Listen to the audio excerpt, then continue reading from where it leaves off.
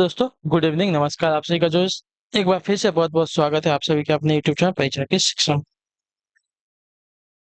उम्मीद करता हूँ कि आप सभी अच्छे हैं। आपकी जो तैयारी है अच्छे तरीके से चले। जो बच्चा क्लास में फर्स्ट टाइम है, पहली बार नए हैं, उसे को बता दिया जाए। हमारे चैनल पर आपकी यूपी पुलिस कांस्टेबल एग्जाम 2024 की आपकी तैयारी साथ करवाई जाती है। जिसे भी तैयारी पूरी करनी है, कंप्लीट करनी है, क्या करेंगे? सबसे पहले जो है चैनल को सब्सक्राइब करके हमारे साथ जुड़ जाएंगे। उसके बाद जो बेल आइकन देगा उसको ऑन कर लेंगे, ठीक है। क्लास का समय सभी को पता है। जीके जीएस की जो क्लासेस सुबह 10 बजे, जी और हिंदी की जो क्लासेस आपको 7 समाचार पे देखने। क्लासेस का जो शेड्यूल आपको याद करके रखना है। इसी टाइम पर क्लासेस से जुड़ना, अपनी तैयारी को जो है पूरा और कंप्लीट करना है। बाकी अगर आपका और कोई डाउट हो, कोई क्वेश्चन, कोई तो आप हमारे इंस्टाग्राम पूछ सकते हैं। परीक्षा के शिक्षा का इंस्टाग्राम का पेज का लिंक नीचे डिस्क्रिप्शन में मिल जाएगा। और हमारा जो बोलते हैं इसका टेलीग्राम चैनल का भी आपको वहाँ पे लिंक मिलेगा। परीक्षा की शिक्षा आपका यहाँ पे क्या है, डेली बेसिस पे क्लास का आपको अपडेट है, आपको देता है। जब आपका एग्जाम का अपडेट होगा अभी आपको यहाँ पे दिया जाएगा, तो आप लोग यहाँ से जुड़ेंगे तो आपको कोई भी अपडेट जो क्लास के रिगार्डिंग क्या हो साथी हो मिस नहीं होगा, ठीक है। तो चलें क्लास स्टार्ट करें। स्टार्ट करने से पहले जिसने अभी तक क्लास को लाइक नहीं किया, क्लास को लाइक कर देंगे, क्लास को अपने दोस्तों का शेयर कर देंगे। जिसने अभी तक चैनल को सब्सक्राइब नहीं किया, चैनल को सब्सक्राइब भी कर देंगे, ठीक है। चलिए क्लास से स्टार्ट करेंगे। एक एक क्वेश्चन को ध्यान से अच्छे से देखो, उत्तर देते हुए चलेंगे आगे की तरफ बढ़ेंगे। 44 नंबर से आपकी जो है क्लासेस स्टार्ट। त्र त्र जो है वर्ड किन वर्डों के संयोग से बना हुआ है, बताइए। इसका त्र वर्ड जो है किन वर्डों के संयोग से बना हुआ है?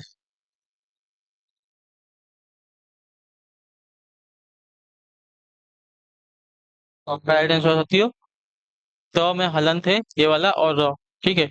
इन वर्डों के संयोग से आपका जो है त्र शब्द बना हुआ है, त्र वर्ड बना हुआ है, ठीक है। शब्द नहीं है, वर्ड है, ठीक है। चलिए अगले क्वेश्चन बढ़ेंगे। आपका है 45 नंबर। निम्नलिखित में से शुद्ध वाक्य चिन्हित कीजिए, ठीक है। शुद्ध वाक्य चिन्हित करना है। इसमें से कौन सा शुद्ध वाक्य है?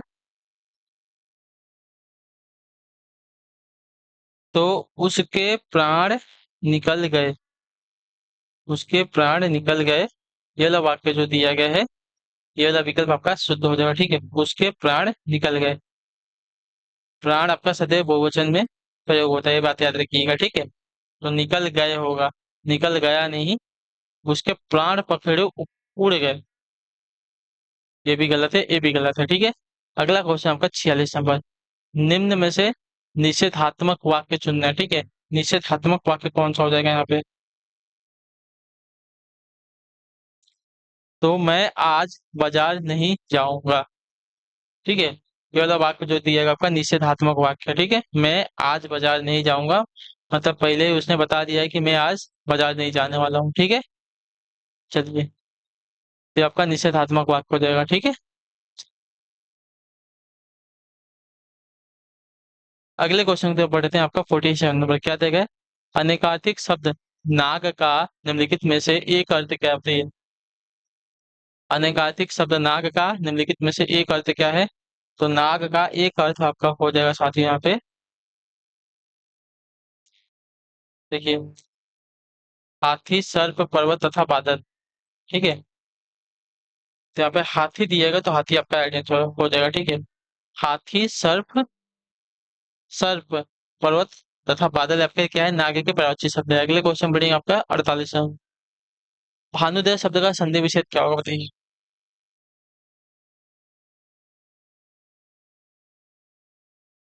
भानुदय शब्द का संधि विच्छेद क्या होगा? तो भानुदय शब्द का संधि विच्छेद आपका देखे जाएगा तो आपका भानु प्लस उदय।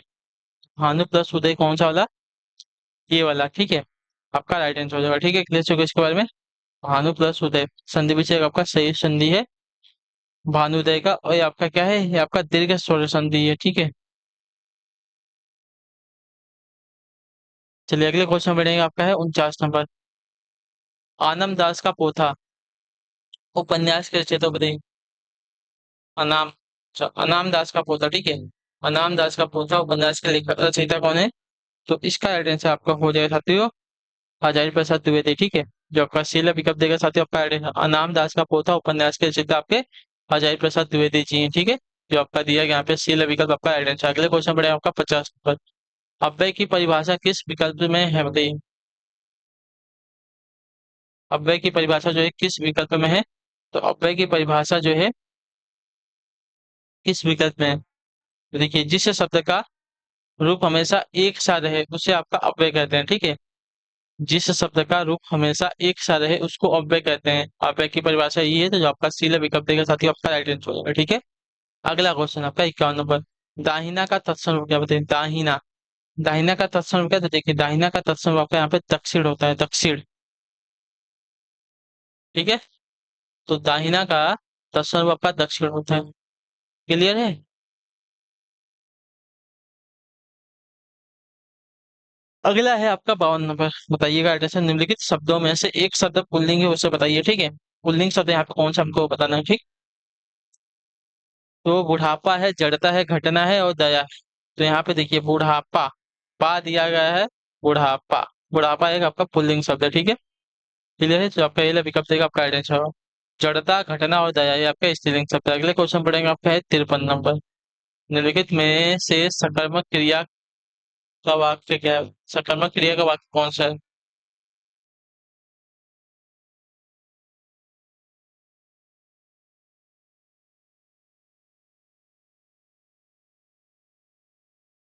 बताइए।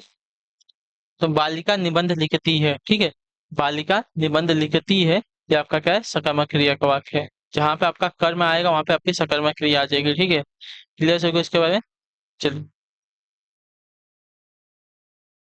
अगला है आपका 54 नंबर। बताइएगा आइडेंटिटी का समय की दृष्टि से अनुकूल वाक्यांश हेतु एक शब्द क्या हो जाएगा? समय की दृष्टि से अनुकूल वाक्यांश के लिए एक शब्द क्या हो जाएगा? तो उसको बोलते हैं समयानुकूल। ठीक है। समयानुकूल, समयानुकूल जो आपका दिया गया यहाँ पे डी वाला विकल्प आपका सही उत्तर होगा। ठीक है। क्लियर है? अगले क्वेश्चन पढ़ेंगे 55 नंबर है। हिंदी भाषा में कितने प्रकार के उपसर्ग होते हैं? हिंदी भाषा में कितने प्रकार के उपसर्ग हैं? तो हिंदी भाषा में आपके तीन प्रकार के उपसर्ग हैं। संस्कृत के उपसर्ग, हिंदी के उपसर्ग और विदेशी उपसर्ग। ठीक है। ये बात याद रखिएगा। तो जो आपका दिया गया सी वाला विकल्प आपका सही है। हिंदी भाषा में कितने प्रकार के उपसर्ग हैं? तीन प्रकार के उपसर्ग। संस्कृत के उपसर्ग, हिंदी के उपसर्ग और किसके? तो विदेशी उपसर्ग। ठीक है। चलिए अगले क्वेश्चन बढ़ेंगे आपका है 56 नंबर।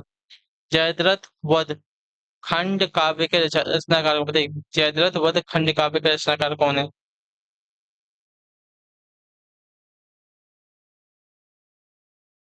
देखिए जयद्रथ वध खंड काव्य के रचनाकार आपके यहाँ पे मैथिली गुप्त जी हैं। तो जो आपका सी विकल्प देगा साथी आपका सही उत्तर होगा। ठीक है। चलिए अगले क्वेश्चन बढ़ते हैं आपका 57 नंबर। हस्त शब्द का तद्भव शब्द क्या होती है? हस्त शब्द का तद्भव क्या है?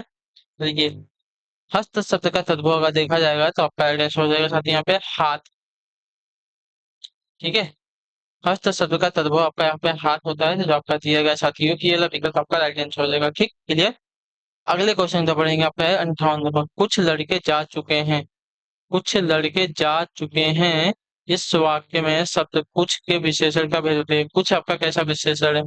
तो कुछ आपका जो दिया गया आपका एक अनिश्चित परिमाणवाचक या संख्यावाचक क्या होगा बताइए? तो अनिश्चित आपका संख्यावाचक हो जाएगा। ठीक है। कितने कितने गए हमको पता नहीं है ना, तो आपका अनिश्चित संख्यावाचक हो जाएगा। ठीक है। क्लियर इसके बारे में? तो कुछ लड़के जा चुके हैं वाक्य में कुछ आपका जो है अनिश्चित संख्यावाचक विशेषण है। अगला है आपका साथी 59 नंबर। पर्यायवाची की दृष्टि से एक वर्ग शुद्ध है।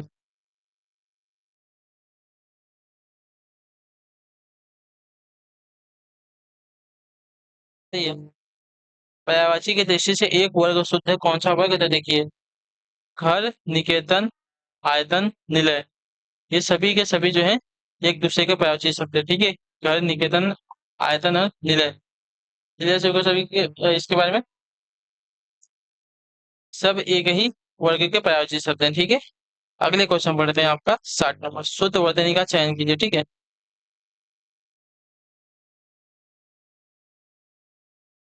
तो यहाँ पे आइडेंटिफाई हो जाएगा साथियों शुद्ध वर्तनी किसकी? तो कुमुदिनी की। कुमुदिनी, कुमुदिनी, कुमुदिनी। क्लियर है? कुमुदिनी की वर्तनी जो दी गई है यहाँ पे सी वाली आपकी शुद्ध हो जाएगी। अगले क्वेश्चन बढ़ेंगे 61 नंबर। बताइएगा आइडेंटिफाई हो जाएगा। वाक्य शुद्ध वाक्य चुनिए। ठीक है। तो शुद्ध वाक्य हमको यहाँ पे चुनना है, कौन सा है? तो शुद्ध वाक्य देखिए मुरझाया हुआ फूल वर्षा की फुहार से अभिसिंचित होकर पुनः खिल उठा। ठीक है। मुरझाया हुआ फूल वर्षा की फुहार से अभिसिंचित होकर पुनः खिल उठा, ये वाला वाक्य जो दिया गया आपका शुद्ध वाक्य। ठीक है, क्लियर से इसको है।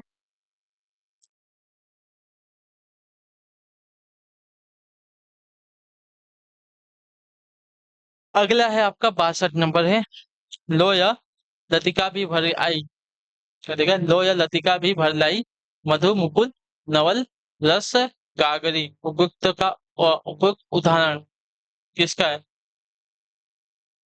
उपयुक्त उदाहरण जो है किस अलंकार का हमको बताना है। ठीक है, लो या लतिका भी भर लाई, मधु मुकुल नवरस गागरी। तो इसमें जो है, इसमें आपका जो है मानवी करण अलंकार है, तो जो आपका ये ला विकल्प देगा साथ ही आपका सही उत्तर हो जाएगा। ठीक है, लो या लतिका भी भर लाई, मधु मुकुल नवल रस गागरी। ठीक है, तो इसमें आपका जो है मानवी करण अलंकार है, तो जो आपका ये ला विकल्प देगा साथियों 62 पे आपका राइट आंसर होगा। अगला है आपका साथियों 63 नंबर। मृगावती के लेखक हैं कौन थे? मृगावती के लेखक कौन है? तो मृगावती के लेखक आपके यहाँ पे सूफी कुतुबन है। मृगावती के रचनाकार यानी कि लेखक जो आपका कुतुबन है, तो जो आपका दिया गया यहाँ पे बी वाला ऑप्शन आपका राइट आंसर होगा। ठीक है, मृगावती के लेखक होकर कुतुबन हो जाएंगे। 64 नंबर प्रश्न बताइएगा राइट आंसर। चंदन विश्व व्यापक नहीं, लिपटे रहत भुजंग। प्रस्तुत पंक्ति के रचयिता कौन थे? चंदन विश्व व्यापक नहीं, लिपटे रहत भुजंग। इस पंक्ति के रचनाकार कौन है? तो इस पंक्ति के रचनाकार की बात की जाएगी तो आपका राइट आंसर हो जाएगा साथियों रहीम है। ठीक है, जो आपका दिया गया यहाँ पे ये वाला विकल्प आपका राइट आंसर। चंदन विश्व व्यापक नहीं, लिपटे रात भुजंग। भक्ति के रचयिता आपके रहीम दास जी। अगले क्वेश्चन बढ़ेगा 65 नंबर। दोहा छंद का विपरीत छंद कौन सा होता है? जो दोहा छंद का विपरीत छंद कौन सा होता है? तो दोहा छंद का विपरीत छंद आपका यहाँ पे जो दिया गया है सोठा होता है। जो आपका ये ऑप्शन देगा साथ ही आपका राइट आंसर होगा। ठीक है, दोहा छंद का विपरीत आपका छंद होता है सोठा। ठीक है, क्लियर होगा इसके बारे में। चलिए, दोहा का विपरीत आपका सोठा छंद होता है।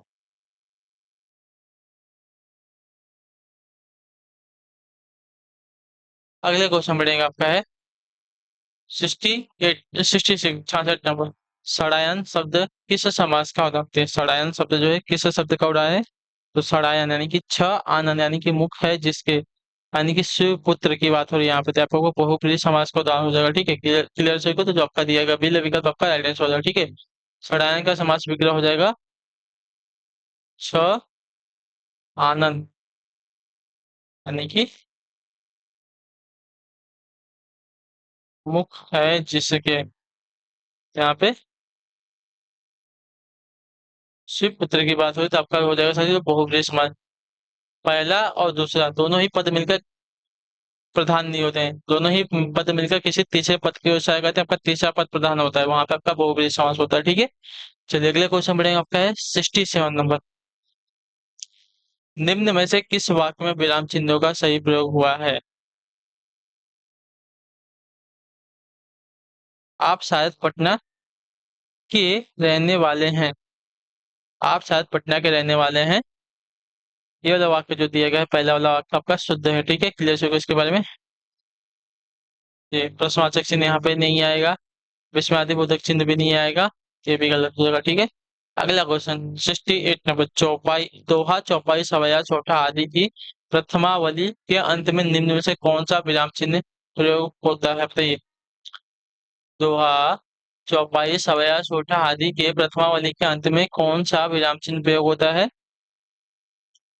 तो आपका राइट आंसर हो सकती है अल्प विराम चिन्ह, जो आपका दिया गया यहाँ पे ये वाला विकल्प आपका राइट आंसर हो जाएगा। ठीक है, क्लियर। दोहा चौपाई सवया छोटा आदि की प्रथम वाली यानी कि चरण के अंत में आपका अल्प विराम चिन्ह का प्रयोग किया जाता है, जिसे जो है यति कहते हैं। ठीक है, यानी कि अल्प विराम यानी कि कॉमा। ठीक है, आह क्या है 69 नंबर। अनुप्रास और पुनरुक्ति प्रकाश अलंकार का उदाहरण है कौन सा? बताइए। अनुप्रास और पुनरुक्ति प्रकाश अलंकार का उदाहरण कौन सा है?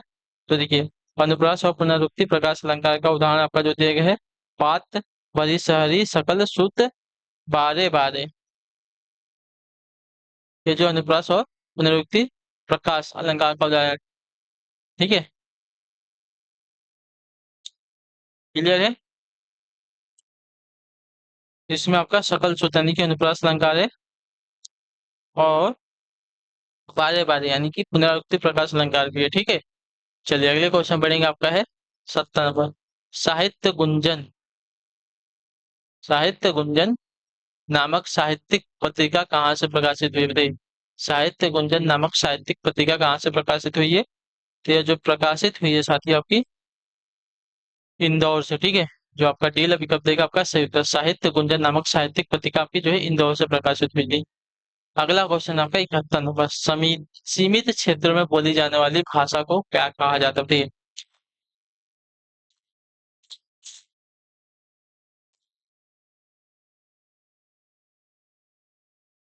तो सीमित क्षेत्र में बोली जाने भाषा को आपका जो है बोली कहते हैं, बोली।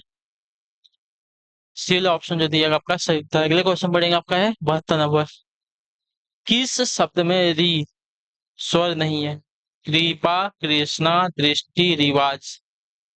तो इसमें जो आपका री स्वर नहीं है, तो जो आपका डी वाला विकल्प देगा आपका आइडेंस होगा रिवाज में, ठीक है। रिवाज में आपका री स्वर नहीं है। कृपा, कृष्णा, दृष्टि में आपका क्या है? री स्वर है, ठीक है। 73 नंबर है। निम्न में से पुल्लिंग और स्त्रीलिंग का जोड़ा नहीं है, कौन सा से? निम्न से पुल्लिंग और स्त्रीलिंग का जोड़ा नहीं है।